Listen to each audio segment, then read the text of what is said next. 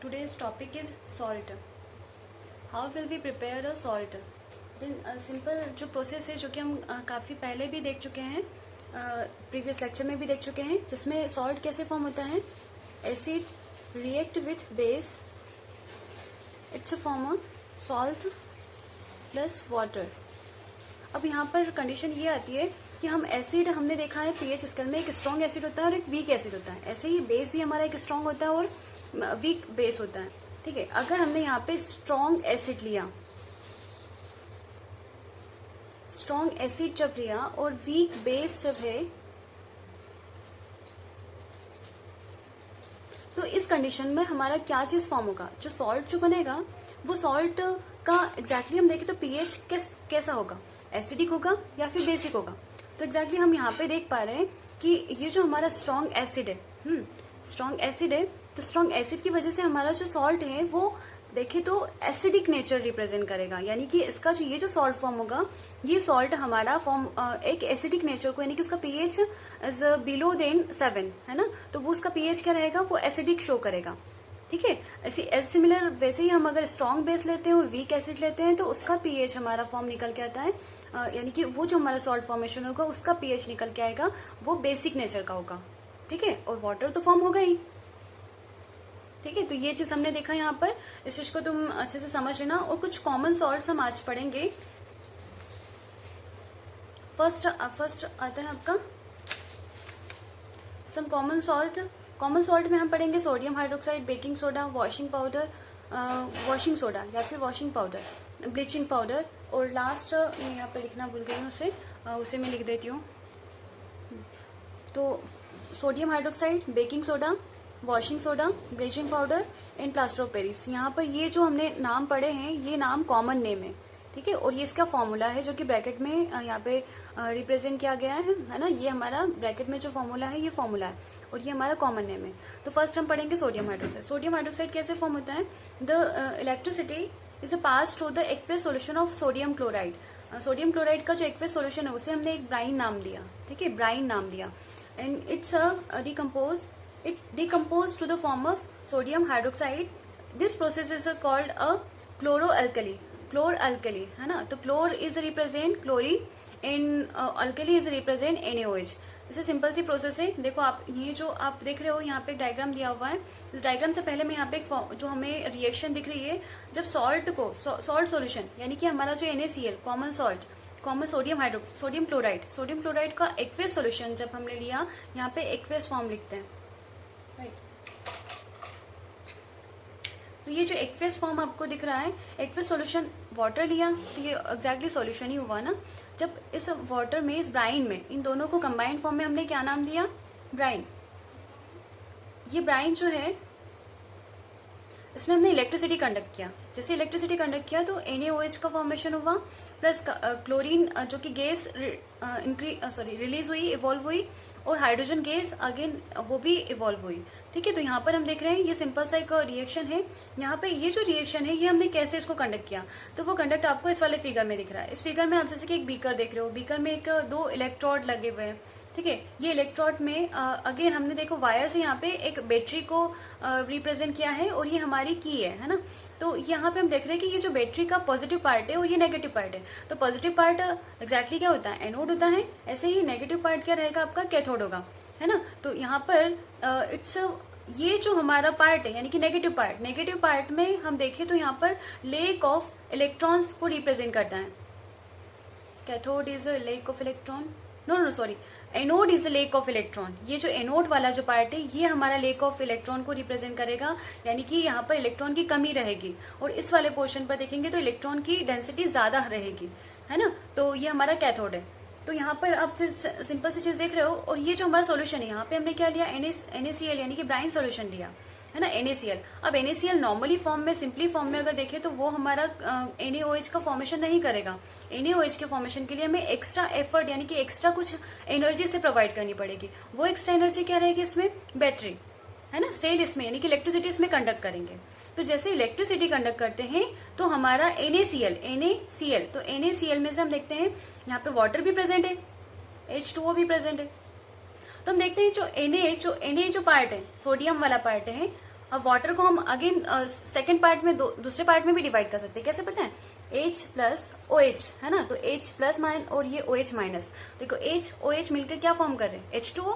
तो यहाँ पे जो Na पार्ट है सोडियम, वो किसके साथ में रिएक्शन करता है? OH के साथ में, हाइड्रोक्साइड आयन के साथ में। और जो Cl रहेगा वो Cl दूसरे Cl के साथ में क्लोरीन गैस का फॉर्मेशन कर रहा है। और जो हाइड्रोजन है सिंगल फॉर्म में, ये हाइड्रोजन दूसरे वाले हाइड्रोजन के साथ में हाइड्रोजन गैस का फॉर्मेशन कर रहा है। और इनकी भी पोजीशन फिक्स होती है। ये जो हमारा क्लोरीन गैस इवॉल्व हुआ है, हाइड्रोजन गैस इवॉल्व हुआ है, इनकी भी पोजीशन फिक्स होती है। मतलब वो किस तरफ जाएगा, किस तरफ से इवॉल्व होगा, यानी कि किस साइड जाएगा, एनोड साइड जाएगा या कैथोड साइड जाएगा, तो इसमें भी फिक्स होती है पोजीशन। क्या फिक्स होगी? जो क्लोरीन है इसमें क्या है? नेगेटिव पार्ट है ये, तो नेगेटिव इलेक्ट्रोनेगेटिव है, तो इलेक्ट्रोनेगेटिव एग्जैक्टली वो किसकी तरफ जाएगा? लैक ऑफ इलेक्ट्रॉन की तरफ। सॉरी, हाँ ये नेगेटिव है, तो नेगेटिव चार्ज इसके ऊपर ज्यादा है क्लोरीन के ऊपर, तो ये एनोड की साइड में जाएगा। यानी कि हम यहाँ पे सिंपली फॉर्म में जो क्लोरीन गैस है वो कहाँ पर इवॉल्व होगी? एनोड साइड में। और जो हाइड्रोजन गैस है वो कैथोड साइड में इवॉल्व होगी। ठीक है, ये आपकी बुक में अच्छे से दिया हुआ है। आप इस चीज को उसमें डायग्रामेटिकली इसमें फॉर्म नहीं है, नहीं शो किया है, तो आप इसको एक बार देख लेना, आपको समझ में आ जाएगा। हाँ, अब नेक्स्ट हम देखते हैं जो हमारा ये यूज कहाँ होता है? डीग्रेजिंग में यूज होता है, मेटल्स के डीग्रेजिंग में होता है। जब मेटल्स का हम मतलब फ्रेश करते हैं, है ना, मेटल में काफी सारी इम्प्योरिटीज होती है, मेटल को प्योर करने के लिए डीग्रेजिंग जो प्रोसेस होती है, डीग्रेजिंग में इसका यूज करते हैं। किसका? NaOH का। ठीक है, NaOH की यूजेस देख रहे हैं हम। सेकंड दिया है सॉप एंड डिटर्जेंट फॉर्मेशन में, पेपर मेकिंग में। अगेन देखते हैं लास्ट वाला जो आर्टिफिशियल फाइबर्स का जब हम बनाते हैं तो उसमें भी हमारा NaOH सोडियम हाइड्रोक्साइड यूज होता है। सेकेंड सॉल्ट आता है आपके पास ब्लीचिंग पाउडर। ब्लीचिंग पाउडर का फॉर्मूला जो कि आपको दिख रहा है CaOCl। यहाँ पे सिंपली फॉर्म में दिया है bleaching powder is a powder is produced by the action of chlorine on dry slaked lime. और ड्राई स्लेक्ड लाइम का फॉर्मूला है Ca यानी कि कैल्शियम हाइड्रोक्साइड। अब देखो ये जो हमारा क्लोरीन है, ये क्लोरीन जो कहाँ से फॉर्म हुआ था, हमें यहाँ पे हम जब चेक कर रहे थे यहाँ पे क्लोरीन गैस निकला था। इस क्लोरीन गैस को हम क्या करते हैं, एक जगह पे उसको स्टोर कर लेते हैं। हो सकता है सिलेंडर में इसको स्टोर कर लिया, और वही क्लोरीन का यूज हम ब्लीचिंग पाउडर में यूज कर रहे हैं, है ना। कोई भी रिएक्शन होती है ना, उसमें जब भी हम एक लेबोरेटरी फॉर्म में किसी चीज को हम फॉर्म करते हैं, है ना, तो वहां पे कोई भी चीज हम वेस्ट नहीं होने देते हैं, क्योंकि हम इतना बड़ा सेटअप कर रहे हैं, वहां पर NaOH का फॉर्मेशन कर रहे हैं। तो हमारा जो क्लोरीन जो वहां से रिड्यूस मतलब इवॉल्व हो रहा है, वो क्लोरीन भी हमारा वेस्ट ना हो, उसे भी हम स्टोर कर लेते हैं। हाइड्रोजन को भी स्टोर कर लिया, ये भी कहीं ना कहीं यूज होंगे। तो ऐसे हम यहाँ पे देख रहे हैं कि जो ब्लीचिंग पाउडर है वो कैसे प्रोड्यूस कर रहे हैं। जो हमारा स्लैग लाइम है, dry slaked lime CaOH whole twice, इसके ऊपर रिएक्शन किसका रिएक्शन करवा रहे? क्लोरीन गैस का रिएक्शन करवा है। तो ये हमारा क्या फॉर्म हो रहा है, ये हमें सिंपल सा कुछ नहीं करना है। यहाँ पे जो हमारा फॉर्मूला है मेन ब्लीचिंग पाउडर का क्या फॉर्मूला है, फॉर्मूला आप लोगों को याद रखना ही पड़ेगा। इसे अभी आप लोग मेरे साथ में मेरे साथ नहीं, आप लोग खुद ही कर लेना, 3 से 4 बार जब उसे पढ़ोगे तो आपको याद हो जाएगा। तो यहाँ पर हम देख रहे हैं इसका फॉर्मूला लिखेंगे CaOCl2। अब देखो यहाँ पे हमारा CaO एंड Cl2 निकल गया, है ना। तो बचा हमारा क्या, जो भी बचा उसे हम एज इट इज लिख देंगे। तो वो हमारा क्या बचेगा, अब देख लो यहाँ पे वाटर फॉर्म हो रहा है। देखो CaOCl, तो H2O बचा, है ना। इस तरह से हम लिख सकते हैं। यहाँ पे हाइड्रोजन, तो यहाँ पे H2O आपका अगेन दूसरा वाला प्रोडक्ट फॉर्म हो रहा है ना। तो ये हमारा ब्लीचिंग पाउडर रिएक्शन जो फॉर्मूला ब्लीचिंग पाउडर प्रोड्यूस करने की जो सिंपल सी मेथड है यहाँ पर दी हुई है। इसे प्रैक्टिकल लैब में या फिर हम कहें तो बड़े बड़े लेबोरेटरीज में इसे फॉर्म किया जाता है। और ये ब्लीचिंग पाउडर का यूज कहाँ कहाँ होता है, वो यूज हमें देखना है। तो सिंपल सा कुछ नहीं करना, हमें सिर्फ फॉर्मूला याद रखना है कैसे उसे प्रोड्यूस किया जाता है, और सिंपल से उसके 2-3 उसके फॉर्मूले यूजेस हम उसको देख लेंगे, तो हमारा ये चैप्टर ये टॉपिक क्लियर हो जाएगा, कंप्लीट हो जाएगा। तो यहाँ पे फर्स्ट है bleaching powder cotton and linen in the textile industry. Textile industry में ब्लीचिंग पाउडर का यूज किया जाता है। वुड पल्प इन पेपर फैक्ट्रीज में भी यूज किया जाता है। वॉशिंग क्लोथ इन लॉन्ड्रीज में भी यूज किया जाता है। हाँ, ऑक्सीडाइजिंग एजेंट के फॉर्म में ब्लीचिंग पाउडर का यूज किया जाता है। तो ऑक्सीडाइजिंग एजेंट एग्जैक्टली देखें तो कोई भी रिएक्शन होती है, उस रिएक्शन में अगर हम ऑक्सीडाइजिंग एजेंट यानी कि ब्लीचिंग पाउडर को यूज करते हैं, तो वो जो हमारा रिएक्शन है, दूसरा जो प्रोडक्ट है, दूसरा जो हमारा रिएक्टेंट है ना, 2 रिएक्टेंट मतलब रिएक्शन करने के बाद में प्रोडक्ट फॉर्म होता है। तो यहाँ पर हम देखते हैं कि जैसे ही हमने ब्लीचिंग पाउडर का यूज किया तो ये ऑक्सीजन प्रोवाइड करता है अदर एलिमेंट को, अदर कंपाउंड को, है ना। तो ये ऑक्सीजन प्रोवाइड करेगा, यानी कि जो हमारा फर्स्ट वाला जो प्रोडक्ट फर्स्ट वाला जो हमारा रिएक्टेंट था उसके साथ ऑक्सीजन ऐड हो जाएगा, है ना। तो ये कैसे काम कर रहा है, ऑक्सीडाइजिंग एजेंट की तरह काम कर रहा है, उसे ऑक्सीजन प्रोवाइड करने का काम कर रहा है। कौन, ब्लीचिंग पाउडर। और लास्ट वाला है disinfectant drinking water to making a free germ free करने के लिए भी ब्लीचिंग पाउडर का यूज किया जाता है। नेक्स्ट वाला सॉल्ट, कॉमन सॉल्ट आता है आपका सॉल्ट, बेकिंग सोडा। बेकिंग सोडे का फॉर्मूला देख लो, NaHCO3, अभी याद कर लो इसे 2-3 बार बोल के, NaHCO3। तो अब इसमें बेकिंग सोडे में हम देख रहे हैं कि इसमें जो सिंपल सा यहाँ पे ओनली फॉर्मूला दिया हुआ है, इसी फॉर्मूले को हमें एक बोलते ना एक डेफिनेशन फॉर्म में उसे कंप्लीट करना है और ऐसे ही उसको लिखना पड़ेगा, ठीक है। और हम अगर सिंपली इसका रिएक्शन भी दे दें तो भी आप लोगों का वो सही होगा। तो यहाँ पर आप देख रहे हो कि इसमें बेकिंग सोडे में कौन कौन सी चीजें यूज हो रही है। तो हमारे जो फिंगर्स है, फिंगर्स में हम इन 4 चीजों को लिख लेंगे। फर्स्ट क्या है, NaCl, सेकंड क्या है, H2O, थर्ड क्या है, CO2, फोर्थ क्या है, अमोनिया, है ना। तो यहाँ पे देख रहे हैं NaCl, common salt, water, carbon dioxide, ammonia, salt, common salt, water, carbon dioxide, ammonia, common salt, water, carbon dioxide, ammonia. तो ये 4 फॉर्म हमने हाथ में लेके अभी ही इसको याद कर लिया। बेकिंग सोडे को बस आंखें बंद करो और इसे मेमोराइज करते रहो, ठीक है। और मेमोराइज करने के बाद में सेकंड हमारा जो फॉर्मेशन हो रहा है, हमें क्या चाहिए, बेकिंग सोडा। बेकिंग सोडे का फॉर्मूला क्या है, NaHCO3, जो कि हम पहले याद कर चुके हैं। अब NaOH हम यहाँ पे लिख देंगे और सेकंड वाला क्या प्रोडक्ट बनेगा वो भी हमें सोचना नहीं पड़ेगा। क्या फॉर्म हुआ, देखो यहाँ पे Na जो था वो निकल गया, एक हाइड्रोजन था, 2 हाइड्रोजन थे, 2 हाइड्रोजन में से 1 हाइड्रोजन निकल गया, 1 हाइड्रोजन अभी भी बचा अपने पास में, है ना। यहाँ पे ऑक्सीजन, सॉरी कार्बन डाइऑक्साइड है, कार्बन डाइऑक्साइड में से यहाँ पे कार्बन डाइऑक्साइड, ऑक्सीजन कितने, 2, तो 1 ऑक्सीजन यहाँ से लिया तो CO3 फॉर्म हो गया, यानी कि NaHCO3, है ना। तो ये हमारा सिंपल सा फॉर्म हुआ। और यहाँ पे क्या चीज, जो भी चीज बचा उसे हम फाइनल लास्ट में लिख देंगे प्रोडक्ट। तो यहाँ पे देखो अमोनिया हमारा फॉर्म हुआ था ना, अमोनिया, जो कि इसका हमने कहीं पे भी इसमें मतलब इसमें इवोल्व नहीं किया, सॉरी एडिशन नहीं हुआ। तो ये जो हमारा अमोनिया है, यहाँ पे एक हाइड्रोजन एक्स्ट्रा था, वो हाइड्रोजन से रिएक्शन करके, और क्लोरीन, हाँ क्लोरीन हमारा बचा था, तो अमोनियम क्लोराइड, है ना, अमोनियम क्लोराइड का फॉर्म हुआ। तो देखो यहाँ पे मैं एक और चीज आपको, एक कॉमन सी चीज है जो मैं यहाँ पे बताना चाहूंगी।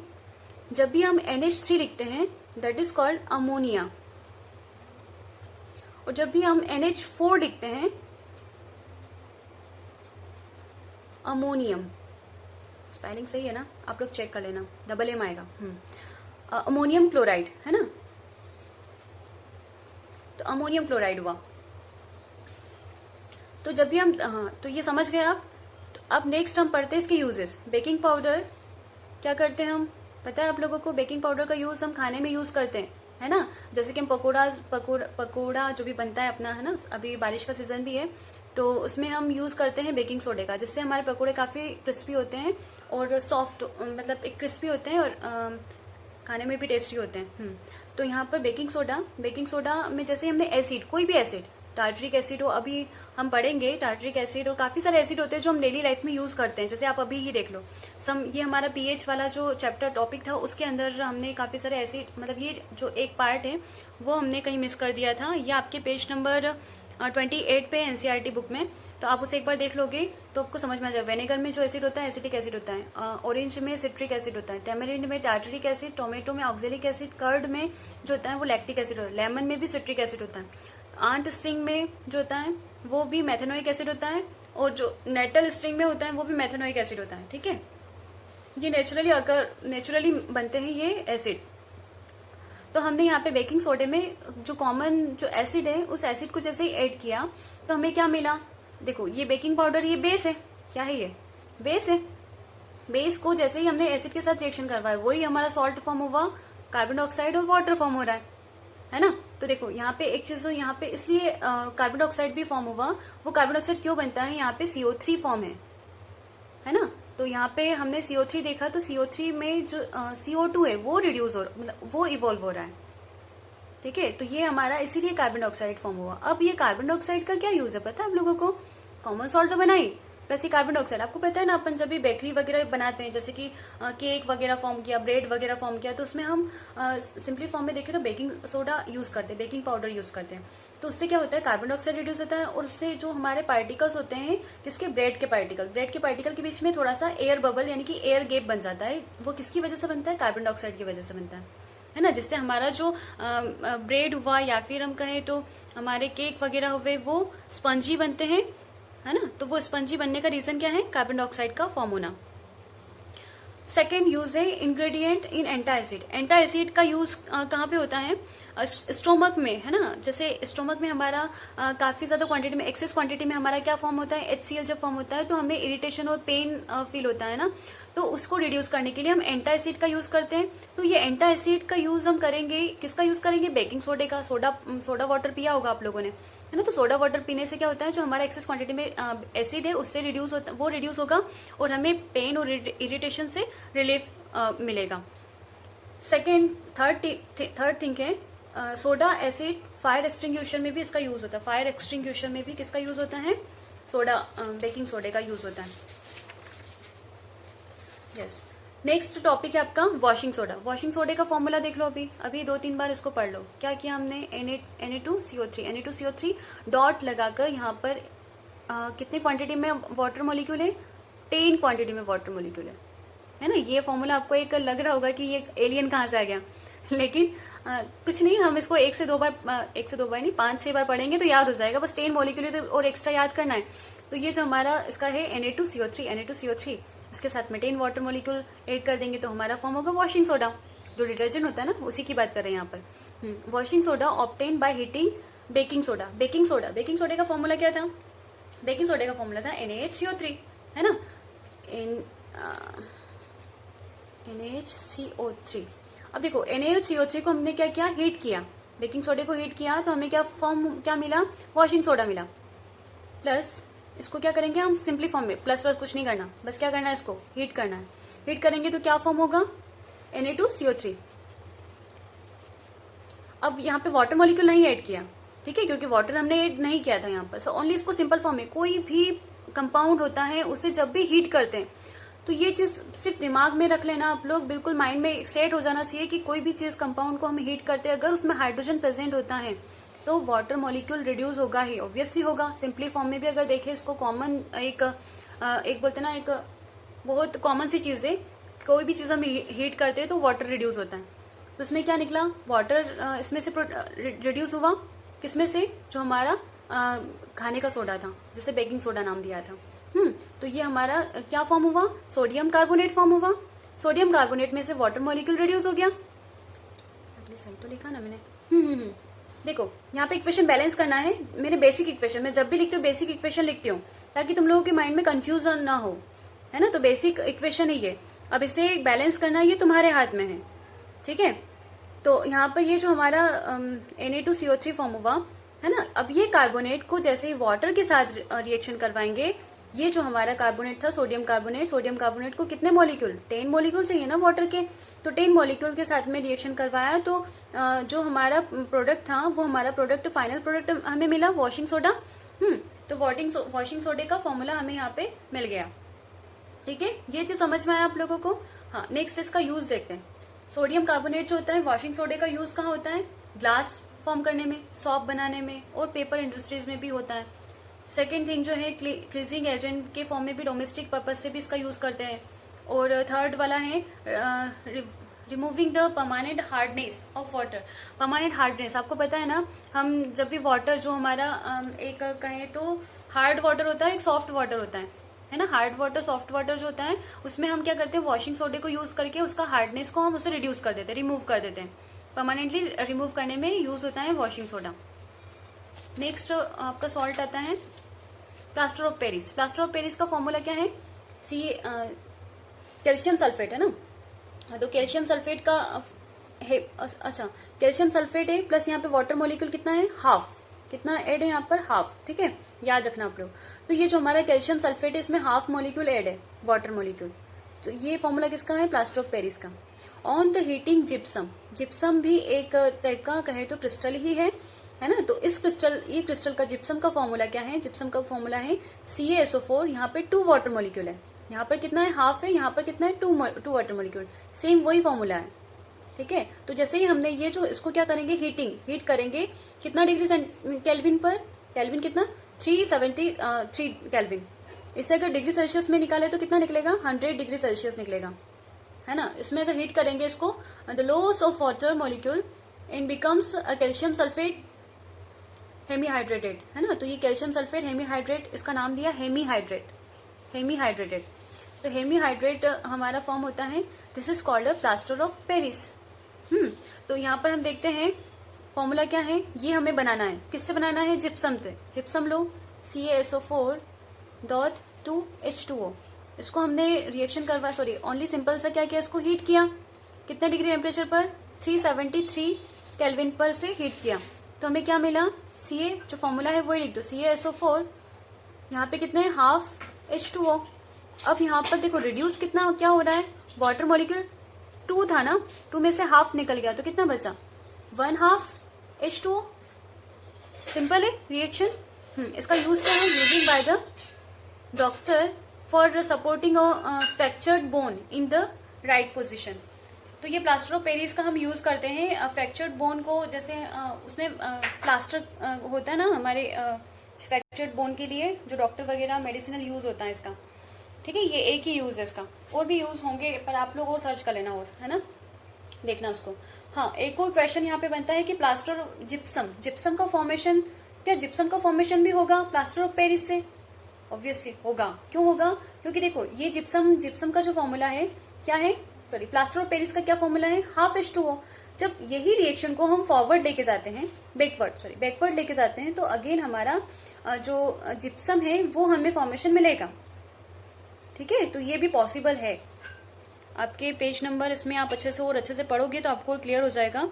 पेज नंबर 33 में जो हमारा जिप्सम का जो एक फॉर्मूला है, सॉरी प्लास्टर ऑफ पेरिस से जिप्सम का फॉर्मेशन है, वो भी आप थोड़ा सा एक बार नोटिस कर लेना, ठीक है। तो आज आपके मतलब आपके सिलेबस में इतना ही है, और ठीक है, फिर नेक्स्ट टॉपिक और आपका रहा है, आई थिंक चैप्टर पूरा कंप्लीट हो चुका है।